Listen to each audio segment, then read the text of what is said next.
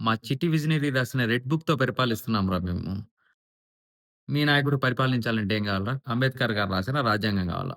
Most transparent గా నాకు vote వెయ్యని వాడైనా పర్వాలా, that man is eligible for house patta, he should be given. There is no compromise on that. కులం గాని, మతం గాని, ప్రాంతం గాని, రాజకీయాలు గాని, పార్టీలు గాని ఇవేవి కూడా చూడొద్దండి.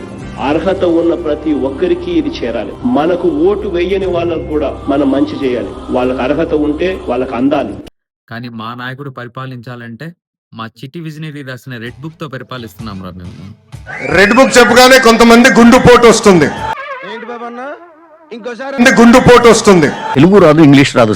మిమ్మల్ని ఒకటే కోరుతున్నా, వైఎస్ఆర్ కాంగ్రెస్ పార్టీకి డైరెక్ట్ గా ఇండైరెక్ట్ గా మనం పనులు చేసే పరిస్థితి ఏ స్థాయిలో కూడా రాకూడదు. అర్థమైందా రాజా? నమస్తే తమిళ్లు, ఛానల్ని సబ్స్క్రైబ్ చేసుకోవడం మర్చిపోవద్దు. నేను వందే అంటాను, మీరందరూ మాత్రం అనాలని నేను కోరుతున్నాను.